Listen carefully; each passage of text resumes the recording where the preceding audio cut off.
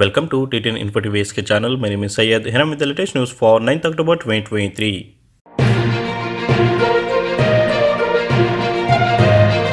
Saudi Arabia calls for end to escalation of violence in Gaza.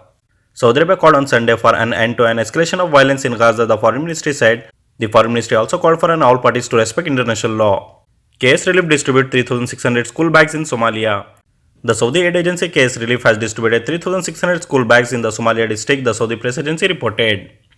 Saudi Arabia Crown Prince Mohammed bin Salman said on Sunday that the Imam Faisal bin Turki Royal Reserve was among the number of royal reserves that the kingdom has developed to provide a solution to global environmental challenges. Mohammed bin Salman issued a royal order to establish the Imam Faisal bin Turki Royal Reserve spanning three key administrative regions in Saudi Arabia, including Asir, Makkah al-Mukarramah and Jizan. This reserve also extends into the kingdom's territorial water in the Red Sea, making it the 8th royal reserve in Saudi Arabia. Saudi Foreign Minister reject targeting of civilians in Gaza violence. Saudi Arabia Foreign Minister Prince Faisal bin Farhan on Saturday said that the kingdom rejected the targeting of unarmed civilian in any way, according to Foreign Ministry statement.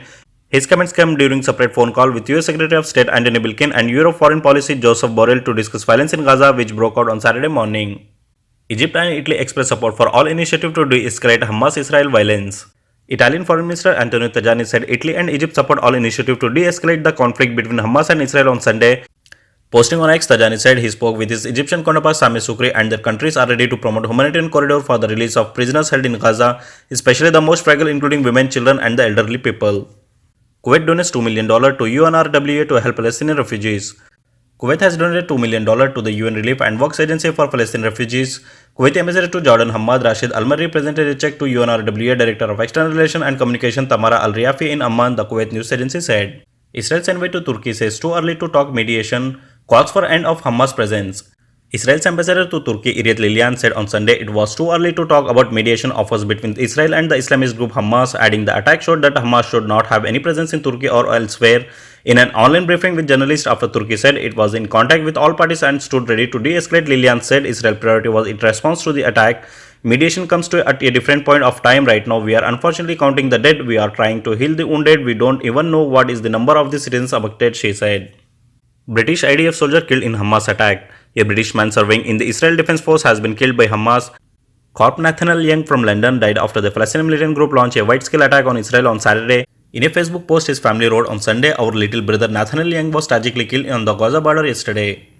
Jakarta calls for end to violence as Israeli strikes hit Indonesian hospital in Gaza. Indonesia called for an immediate end to violence on Sunday amid deadly bombardment in Gaza after the Indonesian-run hospital on the strip was damaged by an Israeli airstrike. The latest cycle of escalating violence between Palestinian group Hamas and Israeli force broke out after the former launched a multi-front attack over the weekend against the latter, as Israel responded with air raids on the Gaza Strip where around 2.2 million people live.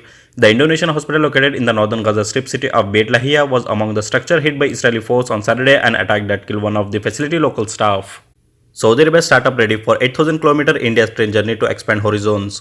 Saudi startup are preparing to participate in an 8,000-kilometer train journey across India at the end of October to brainstorm with other innovators from G20 countries, the trip's organizer said on Saturday.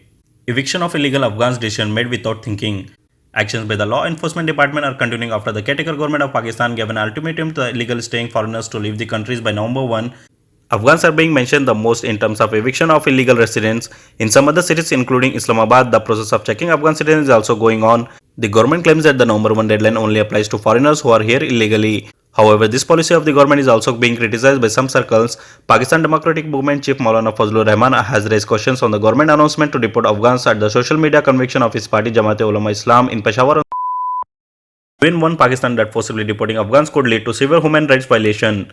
Forcibly deporting Afghan from Pakistan could lead to severe human rights violation including the separation of families and deportation of minors, the United Nations warned Saturday. Pakistan recently announced a crackdown on migrants living in the country illegally, including 1.7 million Afghans, telling them to return to their home country by October 31 to avoid mass arrest and explosion. PPP's Nair Bukhari doesn't see Shahid Khakam, Mustafa Kakar and Mifti Ismail as national level leaders. PPP leader Nair Bukhari has questioned whether former Senator Mustafa Nawaz Kakar, ex-Premier Shahid Khakar Abbasi and former Finance Minister Mifti Ismail are national level leader. Last week, Kakar had hinted at the formation of a new political party, saying it would announce later this month as politicians gear up for general election. Two Indian trainee pilots among 3 people killed in a plane crash in Canada. 2 trainee pilots from India are among 3 persons killed when a small plane crashed in Canada, British Columbia province, according to media reports. That's all in today's headlines. Keep watching TTN Info TV SK channel by subscribing and do hit the bell icon to receive notification and more updates.